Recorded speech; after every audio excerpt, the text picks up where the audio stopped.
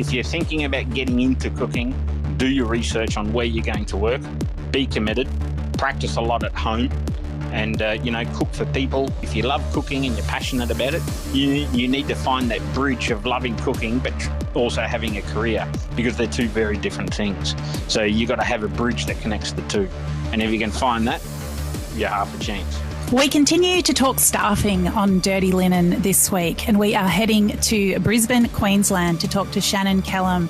Shannon has a few pots on the boil. He is the owner and chef of Montrachet, a fine dining French restaurant. He recently set up Lumiere Culinary Studio, and he also has the Kneadery pastry kitchen and school there as well. Shannon, welcome to Dirty Linen. Thank you very much. Pleasure to be here.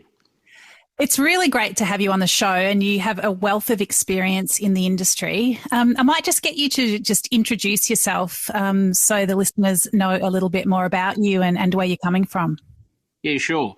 I'm a Brizzy boy, born in Bundaberg actually, but grew up in a rural working class suburb on the north side of Brisbane. Come from a tradie family. My father's a diesel fitter. My mother's a cleaner. All my brothers are mechanics. I was the youngest, so I was sort of always given the worst of the worst jobs in the mechanical workshop. So I think that's what put me off it.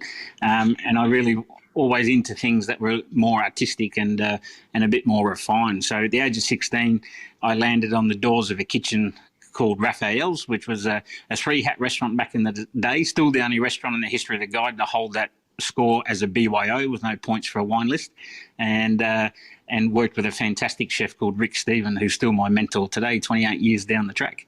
And then after there, started a lot of competing domestically.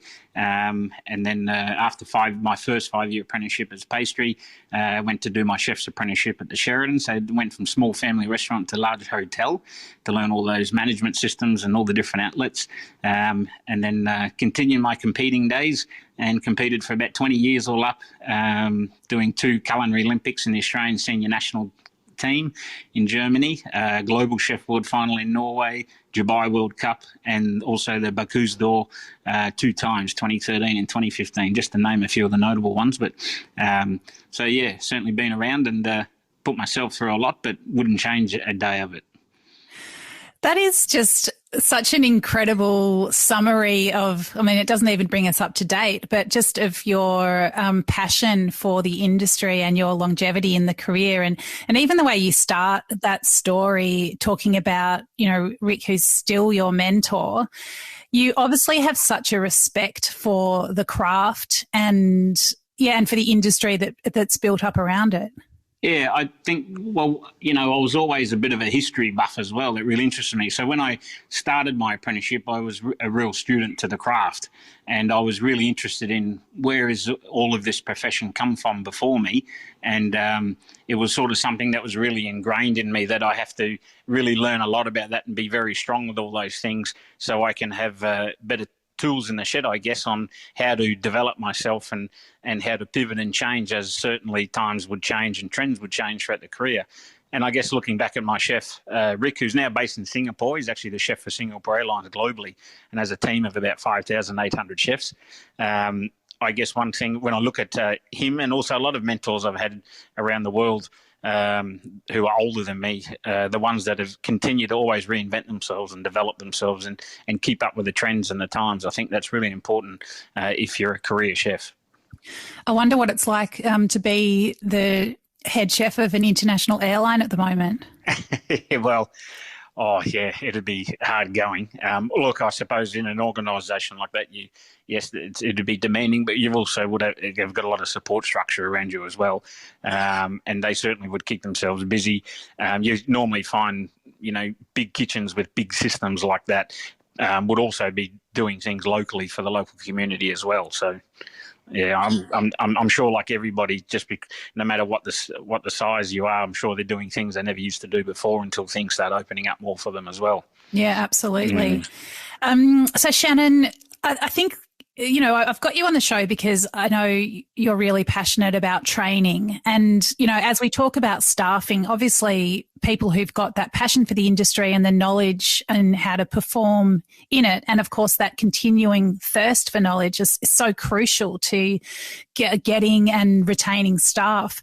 Can you just, I suppose, just give us a little sense of what you think of the place of training in the industry today? Well, I think compared to years gone by, I think there's a huge importance on people to be able to do the training in-house themselves. And I know some people, some large organisations in the industry, large companies like, you know, if you look at the Staff, for example, and large groups like that, they certainly do a lot of work with the in-house training. I guess it depends on what platform you're on. So, you know, if it's large catering compared to something that's more of an artisan approach, I think the more, like everything, or like a lot of industries these days, I feel that, I guess, well, the word artisan, I didn't even know what that was until several years ago. But I guess if you're going to make everything, from a classical way, and all facets of the kitchen, from patisserie to butchery to working with fish and working with vegetables, I guess it can be difficult to find the right environment to be able to learn all of those things. And I guess also ingraining people that are starting their careers in cooking, it's really important to get the message into them that you'll only go to a certain point where you then become your best teacher. And that's something that was taught to me by my chef at a very young age. And so I really understood that I'm only going to learn so much from different chefs, from different kitchens around the place. And also, I guess you get to a certain stage from a cooking experience, cooking ability, where you're really just starting to learn more about the philosophies of other chefs. And somewhere along the line, you need to work out what's your philosophy. But if you don't have the tools in the shed, you're going to be really limited on what that philosophy might be.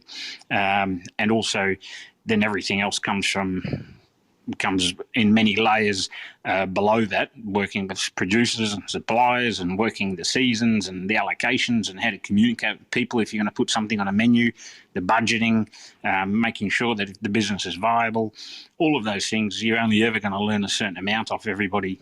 Sooner or later, you need to teach yourself those things. I mean, what do you think of the state of training at the moment? Do you think things are okay? No, I think it's really poor, really poor. Yeah, I think, people, one thing, when I was younger and I'd listen to older chefs talk, I always said to myself, I never want to be one of those older chefs that have a grim look on things and the naysayers and doubt the younger generation coming through and all that kind of thing, because there's many fantastic young chefs coming through. But I think the job of a chef has changed. And I think the understanding of the word, what does a chef mean, has slightly changed as well. When I was younger, we were taught that there's only one chef in the kitchen and everybody else is a cook. That certainly changed over the years as well. Chef at the end of the day means you're the chef, you're the chief, you're the boss. And you have to be the boss of everything, mentoring young people to, like I said, the administration, the budgeting, having your sergeants underneath you, like your sous chefs and whatnot, that are helping to train and delegate things out amongst the team. But I think people really need to focus for a longer period of time on just being a really good cook, and then sort of working out where they want their career to go. So the training is very different now. But in saying that, it's sort of been left behind because there's still big venues to open. There's still big restaurants to open. There's still restaurant groups and hotel groups. And so here in Australia, I sort of sometimes scratch my head wondering, well, where's the next crop of those career chefs coming from? Because the training now has all been dumbed down, again, like a lot of things, not just in our industry, but everywhere. But the service is still in demand. So the training really hasn't, I guess, one or the other hasn't really kept up with each other, or one or the other has been left behind. I guess there's two different ways of looking at it. I mean, there are so many different aspects to what you're saying. One thing that I suppose there's a few things that come to my mind. One is that people perhaps are more impatient just to get into the workforce and just do stuff. They feel like they just should be given a go. And the other one is that pressure. Yeah, there are so many more venues now than there were, relative to population. It's just there's obviously restaurants, everywhere, on every corner, at the bottom of every development. There's a lot more larger venues for events and all that kind of stuff. So there is that demand to pull people out of training and to fast track them into the industry. It's very true, and I think you hit the nail. I think you somewhat hit the nail on the head there, talking about the volume of venues within the industry and, the short supply of people that are being trained, but also, more importantly, people wanting things in the now. When I was younger, you gauged your, how hard you worked. You sort of gauged on if that was warranted by what you were learning, and that was your wealth. And it was always drilled into me that until you've done this for a good 10 to 12 years, that's when you'll sort of become your own chef, and or have the tools in the shed behind you to then go and run a kitchen for someone, or even with the most demand would be running your own kitchen. So I guess in that 10-year period, you were trying to learn all different areas of the industry. So then you could make your own mind up. Okay, what sort of chef do I want to be, and what venue do I want to run, and how do I see myself as a leader? Whereas after 3 years of doing an apprenticeship now and getting a certificate that's worth the same as my certificate, I guess it doesn't quite add up, unless, like some other industries, things have changed and we don't need to work like that anymore. But that's where it's, I guess, where I was saying earlier, something's been left behind, because we do still need to work like the way we were trained many years ago. People forget that we work with fresh ingredients, and that's going in someone's body. So if you aren't strong on kitchen management, hygiene practices, training, or your stock rotation, just kitchen management from top to bottom before you even worry about the financials, then what sort of standard are we setting ourselves? And for someone who's represented Australia on the toughest stages in the world for chefs, one of the key reasons that drives you to do that is you're representing your nation to the world on what standard of chefs come from our country. And again, that was something that was instilled to me at a very young age, the importance of that. Because when you travel, one of the first questions you ask people is, what was the food like? So, tourism is very important to Australia, and our showcasing our producers, having that platform in kitchens through high-end premium dining rooms, that's something that's really, really important. And there's many great venues in Australia that do a fantastic job of showcasing that, but it is limited. When you look at the size of our country, it is limited, and it's only going to get more limited because of the training. There's obviously such a sense of pride in what you do, the way that you want to use it to showcase not just your skills, but, the bounty of the country that you live in. So there's so much in that. And what springs to my mind is I can't help but think that perhaps there's something in the increase in restaurants that aren't owned by people that have come up in the industry. This restaurant's becoming more of a business. Like, do you think there's something to that? Oh, absolutely. And, when I came back from my second Bocuse d'Or, that was my last competition, and I hung up the boots after that, and I came back to Brisbane in early 2015 and took over a really iconic restaurant called Montrachet, and it was a real institution. And, I could have easily just opened a new restaurant like most people would, but I'm one about challenges, and I'm also one about taking something that's already great, has a great clientele base, and having a restaurant that will go to 25, 30 years, because that used to be a normal thing. And that's one of the reasons why my wife and I decided to take on Montrachet, not take something that's just a new restaurant. For me, that was an easier option. I guess in the answer to your question, that it has changed the dynamic of our industry or our profession, because there are less chef owners now. So, and I mean real chef owners, where it is just yourself and or your partner, and there's no investors, there's no one else involved, and you've got skin in the game, and it's all on you. So I think that goes a long way to change, or what has changed our industry for sure. When I came back, talking to people in the media would say, "Oh, you must be so excited to be back in Brisbane now with your own restaurant. Things have progressed so much and things have changed so much." And for me personally, we've gone backwards in some regard, in some regard, we've gone forward as well. We've certainly done a better job of showcasing our native cuisine than what we were in the early 90s and late 80s when we made the big mistake of calling it bush tucker. So you're never going to sell anything that's refined or a premium offering calling it bush tucker, because that was the big push in the early 90s. And I think young Australian chefs have rolled on the back of looking at people like Rene Redzepi, for example, that really champion Scandinavian food. But they done it in a real professional way. So I think Australia still has a huge amount of untapped potential to go down that path. But without a lot of proper chef owners, I'm not sure. Because when you think about it, a lot of the direction and the philosophy, as I spoke about earlier, comes from the chef. And that's built around the team. Same with the maitre d' or the restaurant manager, and certainly the sommelier. They are building the culture in sync with the chef, and that's how it all goes. So if you're a restaurant owner and you've got your own ideas, how's it ever going to work for the long term? The chef will always work hard and work above and beyond what is needed if they've got the skill behind them to produce something great. But is it going to be around for 10, 12, 15, 20 years when it's not theirs? No, it won't be. So when the chef leaves the kitchen, well, the brigade leaves with him, or they disband and they go to other kitchens. And then the restaurant owner is left scratching his head saying, well, how am I going to replace that chef? And they can't. So if you look at the cycle of great restaurants in Australia at the moment, and this is in general, I would say they're around 3 to 5 year lifespan.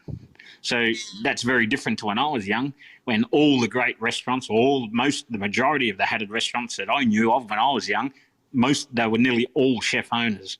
They weren't going anywhere. You can't just pack up and go. You've made that commitment, and that restaurant is like your dining room. It's like your home. So it's a big call if you're going to shut it down and move on. So those sort of things tended to be around for the long term. Yeah, I mean, it's so what I would love you to do now, Shannon, is to talk about the way that you've structured Montrachet in concert with Lumiere and the production kitchen, because as much as you hark back to, the glory days of the chef owner paradigm, it's actually really hard to do that these days with, people working, sticking to not doing so over the hours, and with a changed kitchen culture. So tell us how you actually make that stack up. Yeah, sure. And I guess if we're going to change, you need to draw on your experience to work out how to change. I know I mentioned in the past that, I've personally, and not that it had much to do with me, but personally I was really frustrated to see a lot of chefs down south that are in the media really cop it for some of the overworking the staff and whatnot, because that's certainly one side of the story. Of course it is. Totally don't disagree with it in this day and age, or in any day and age. But what's the solution? So if it's a real issue and we need to think of a solution, well, unless the patrons want to spend at least double of what they're paying now to go to a restaurant, so everyone would have 2 brigades, one to do lunch, one to do dinner, that's an easy solution. But anyone I talk to doesn't want to do that, doesn't want to pay the extra. So then what's the solution? So I guess for myself personally, I tried to really think about how am I going to change the way in what we work and still produce what we can produce, where you make everything from scratch. And I guess seeing things around the world and seeing things in big operations, being involved in small chef owner restaurants, you have you got a good pool of knowledge to pull from and how to make it better. So in our operation, we have a big central kitchen that's 1,000 square metres. We have a small family-owned restaurant. We've got it both. We've got events business. We've got pastry shops. We've got all the facets of our industry all under our banner. So with the central kitchen, it's hard to think about how that's going to draw enough revenue to run that big facility. It's got to wear many different hats. So in our operation, it suited, I guess, well, that's how that idea came about, was that this central kitchen can back up a restaurant like Montrachet for a lot of the arduous and time-consuming mise en place. Things like stocks and consommes and long or slow-cooked braised items and farinaceous items, or our homemade pastas, for example, and of course all the pastry, all the artisan breads, all the petit four, all those things come out of our central kitchen made by experts. and they don't need to worry about service. So all that work was taken out of the old Montrachet. And so we do now, we still have the space restriction, of course, with COVID, but we do some different turns that we came up, start service a little bit earlier. We get an extra turn in the middle of service. So we do about the same amount of numbers we used to do pre-COVID, not far off it. And we have 5 chefs. We used to have 7 or 8 sometimes on site, and we do about 60% of the hours that we used to work. So the central kitchen idea is really, really worked well. People could possibly go into the central kitchen idea and offer that service to a lot of restaurants and make customised recipes and customised preparation, for example. I think the central kitchen is a good solution for moving forward. Is it kind of a bummer, though? Yes. Look, at the end of the day, like I said earlier, you've got to learn to change with the trends and change with the expectations and change with how people see life and want to work today. If not, you'll get left behind. So, but at the same stage, and I guess what you're steering me towards, yes, I do have my personal opinion on it. I think what's difficult here, and I know chefs and especially young chefs have probably heard this from older chefs and they go, yeah, whatever. But at the end of the day, it's not, we need to be able to decipher what's professional cooking and what's a trade, because they're two very, very different things. And until we want to go down that path or hold that conversation or put in times of apprenticeships and different styles of training to afford what goes into being a professional compared to a tradesman, well, then we'll always be going around in circles and having these conversations. So, or the time I spent over in the Northern Hemisphere, you don't have someone... If someone was working like you do in a 2 or 3 star kitchen, in a gastronomic kitchen, if you're working like that in a bistro, selling steak frites and escargot and, all those classics and terrine and blah, blah, if you were working the same hours and the same days, well, that would be taking the piss. And everyone would know that. It's pretty clear what it is you're up for and where do you want to be at the end of this training. And I guess going back to some of the focus on the media around our profession and our industry over the last few years, I would challenge them to go into a bank, go into a law firm, go into a real estate agent, go into a shopping centre. And if you get it and if you go around those circles and talk to those people, you will find the same problem in all different platforms of work. So why is our industry in the limelight? I seen a story in the paper last year about Woolies, and it was a tiny little column 4 pages into the paper. Yet if it's a chef, they're on a headline on the front page of the newspaper, or they're getting chased down the street by a journalist. It doesn't make sense. Yeah. So are you saying perhaps there could be a shorter apprenticeship for someone who's into cooking as a trade because, they want to know they can always get a job, but they may only have the ambition to cook at, I don't know, like at an institutional level? I think so. Absolutely. Yeah. Whereas one hat doesn't fit all in this industry. It just doesn't. I was talking to a young fellow that's working at a regional pub. He's doing over 60 odd hours a week, and they don't make anything. It's which is a shame because good pub food can be fantastic if it's done well. But everything's bought in, everything's just heated and served and whatnot. So doing those hours, that is what I would call taking the piss, because what are you getting out of it? You're not getting anything. You're now servicing, you're being used to run that venue wholly and solely, and that's it.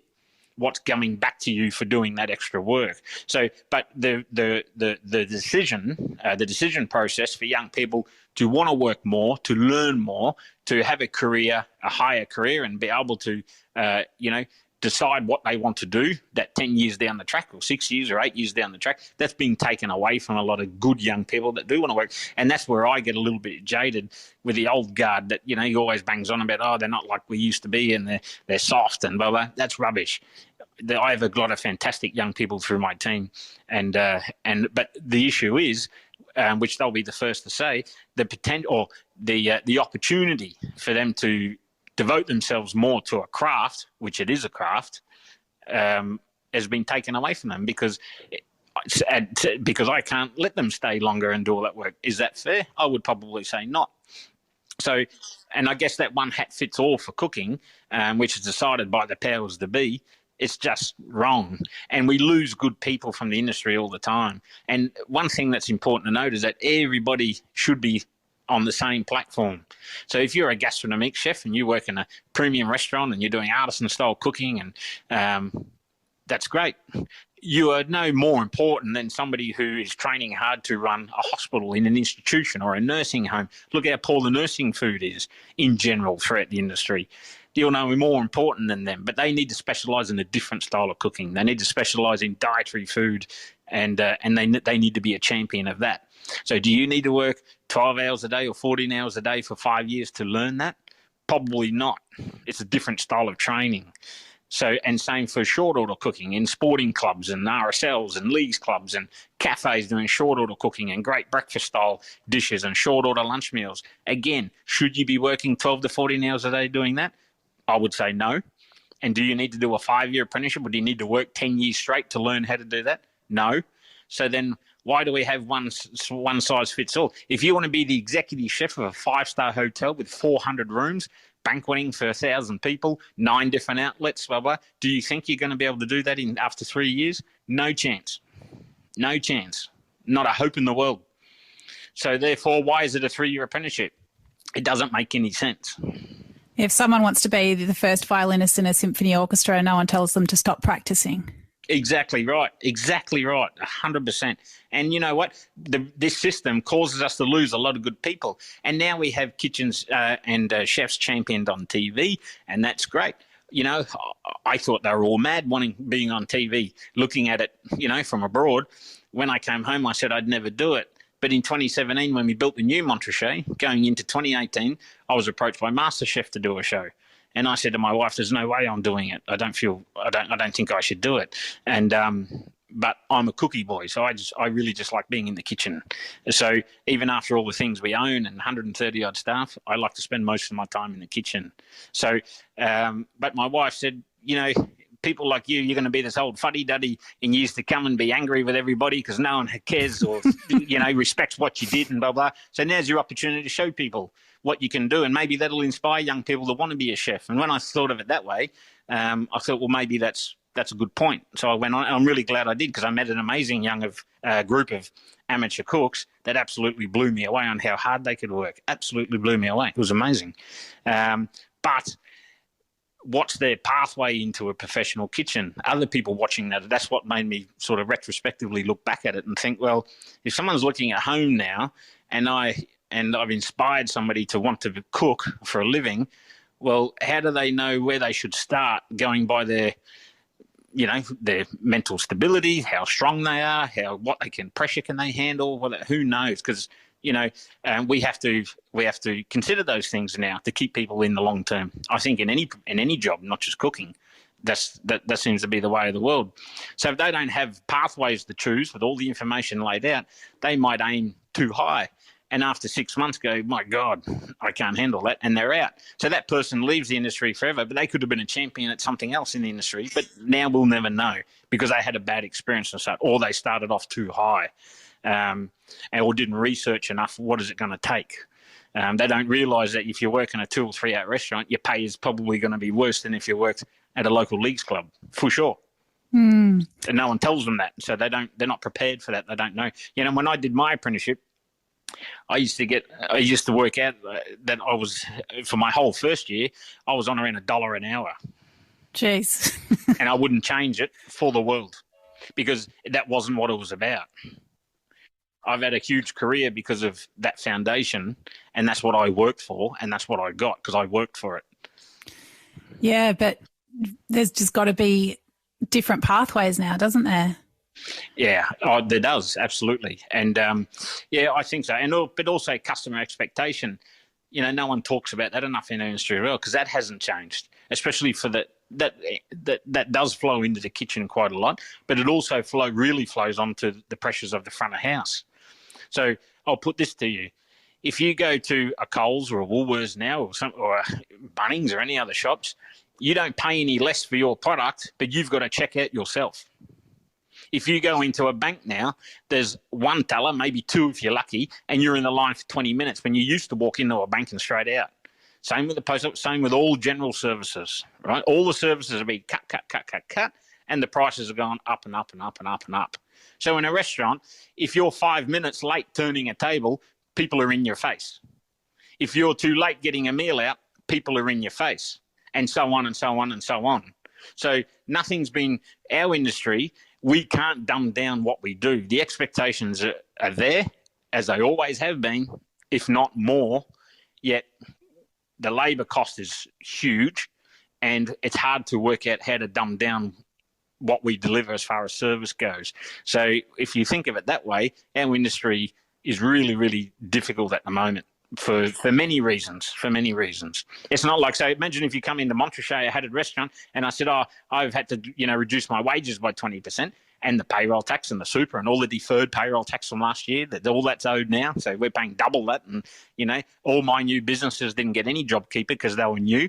So when we finished building all this facility here, we got shut down. We moved in February. So because all my business were new with 60 staff inside, I didn't get a cent of JobKeeper because it was a new business. It's just unbelievable. So, and then you look at big corporations using their strategies to retain the JobKeeper and still getting the dividends and blah, blah. It's just mind blowing. So, but we can't reduce our cost of wages. If I said I'll reduce, wages by 20%, sorry, you need to come to the counter to order your meal. My restaurant would be shut within a week. So it's very hard to try and keep doing what we're doing, but keep up with the times as well, and also the costs. So, okay, Shannon, so PM's on the phone and he wants you to fix hospitality, sort out this staffing problem that everybody's got. What can you tell him? What should be done? Well, I guess if you look at what's a short-term fix, because changing the way, I guess, giving more resources to people for training, because training is expensive. And that's another thing, without many chef owners, I would really challenge people to walk into any kitchen or any restaurant and ask for a dollar figure on how much it costs to train someone. And I tell you that, and I guarantee you, a lot of them will look at you like a rabbit in headlights. Okay, it's true. So there's an issue right there. But if we're after a quick fix, I would probably say that we need skilled workers to come into the country immediately. So to give you an example, I have quite a few sponsored staff throughout all my businesses that specialise in certain areas, especially in the patisserie, for example, and also the artisan bread making. So, but they've been with me for some time. So as their sponsorships come to the end and they choose if they want to move around or they want to go back home, well, who am I going to replace them with? No one. The biggest risk that my business has right now is not having skilled staff to replace skilled staff that potentially will be leaving soon. That's my biggest fear right now. I don't know what I'm going to do. I just don't. But no matter what experience I've got, I don't have an answer for that. And it's we're certainly causing a lot of loss of sleep at night at the moment. So I would probably say that we need to get skilled workers in and create a special visa to get bakers and pastry chefs. And chefs are probably up there for some venues, and that's certainly to do with the current training situation over the last several years, how that's changed.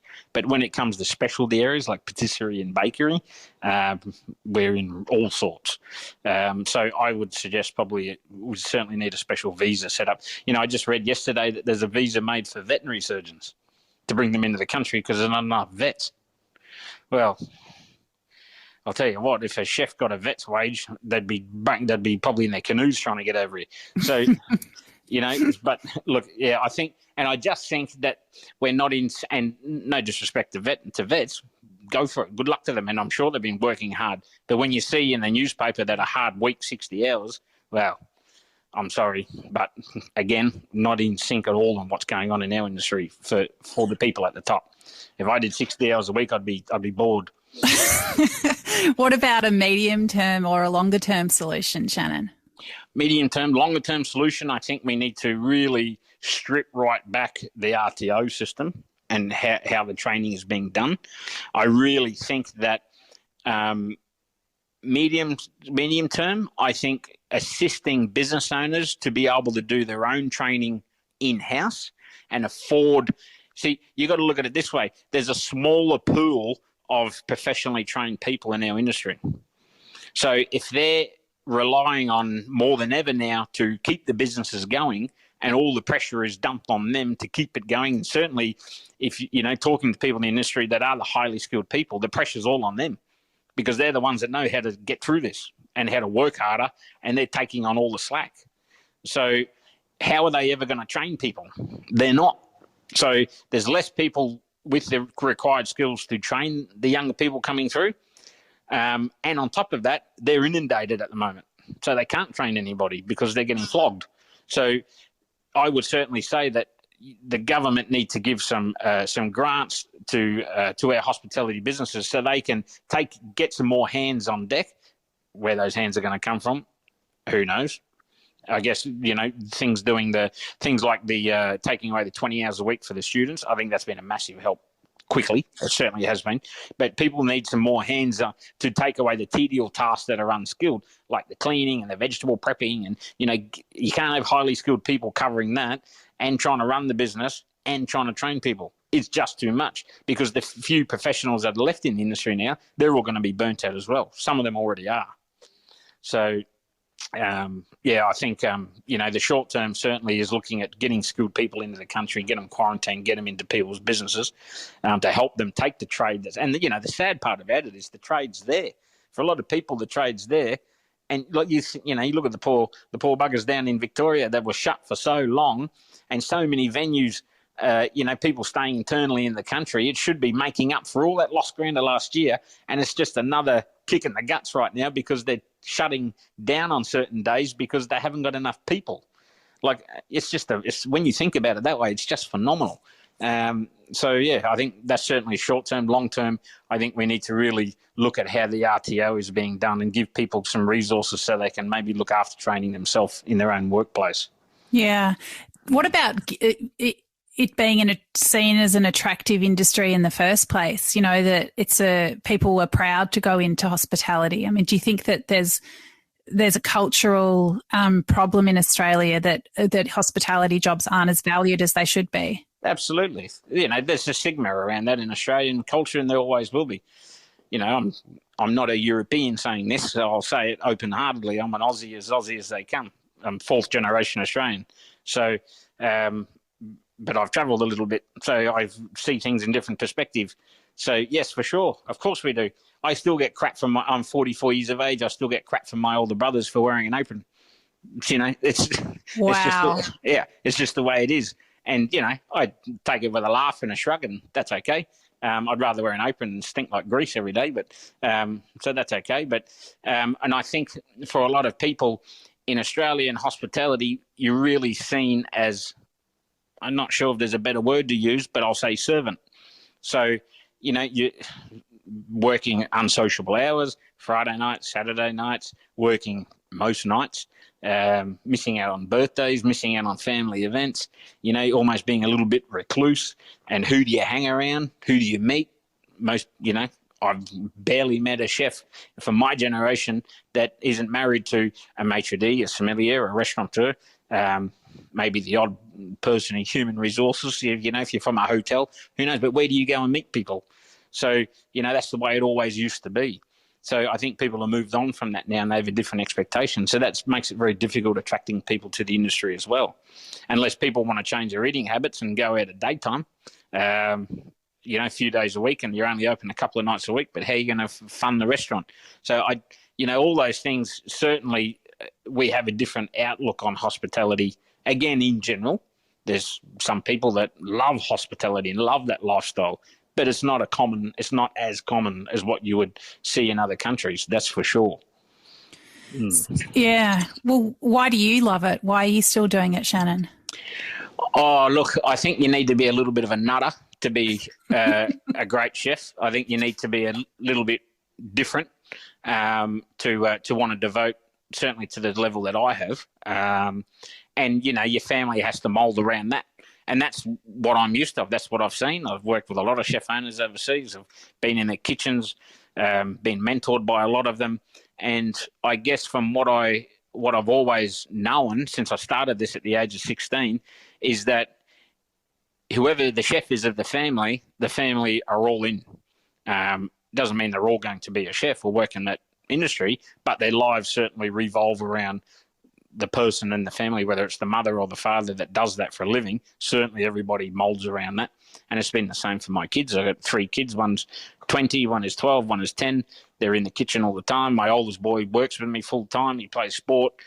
So he does all the dispatch every day at 5:30 and he works really hard. But he's grown up seeing how hard I've worked and commuting backward and forwards from overseas.